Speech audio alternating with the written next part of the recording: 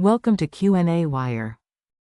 Hi, so over here we want to calculate what is going to be the delta G for the following reaction, and we can write down delta G in terms of the delta G's of formation. So delta G for my reaction, delta G would be equal to delta G of formation, standard delta G of formation of C2H6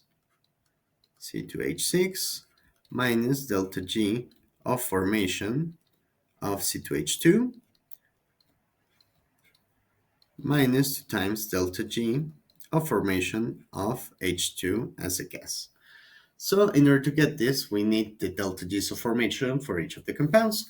And for that, this is going to be equal to delta H of formation minus T times delta S of the different compounds that we have in hand.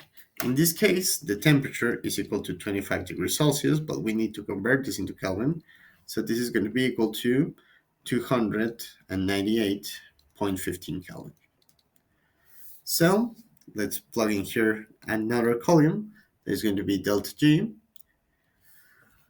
or we can do the calculation once at a time. So the delta G of formation of C2H2 is going to be equal to 226.7 kilojoules per mole. Now let's be careful with the units because in delta S we're going to have joules per mole Kelvin and we need to scale this by a factor of 1000. So we're going to get temperature 298.15 Kelvin times 200.8 joules per mole Kelvin. And we know that in 1000 joules we have 1 kilojoule. So after doing this operation, the delta G of formation of C2H2 is going to be equal to 166.8 kilojoules per mole.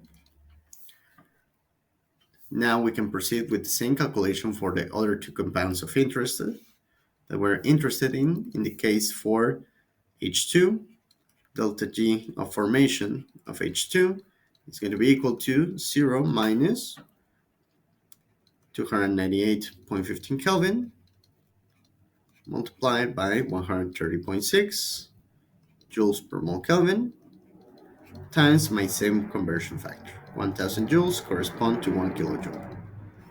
So joules with joules cancel out, we're going to end up with kilojoules, and the delta G standard of formation for hydrogen as a gas will be minus 38.9 kilojoules per mole. And for the last one, let's put it down here. Delta G of formation of C2H6 will be equal to minus 84.7 kilojoules per mole minus 298.15 Kelvin times the delta S, which is 229.5 joules per mole Kelvin, and by the factor of 1 over 1000 to convert joules into kilojoules. So we are going to get over here 298.15 times 229.5 divided by 1000 times minus 1 minus 84.7. We're going to get minus 153 C2H6. It would be minus 153.1 kilojoules per mole. So now we can get the delta G for the reaction. Going back here, I'm going to replace the values that we found. Delta G of C2H6 is minus 153.1 kilojoules minus delta G formation of C2H2, which is 166.8 kilojoules minus 2 times the delta G for water, which is minus 38.9 kilojoules per mole. Remember that now we don't need to put the per mole because we're multiplying by the stoichiometric coefficient.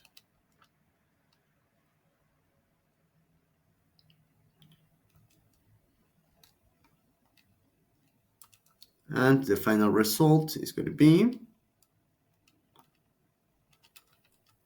minus 242.1 kilojoules.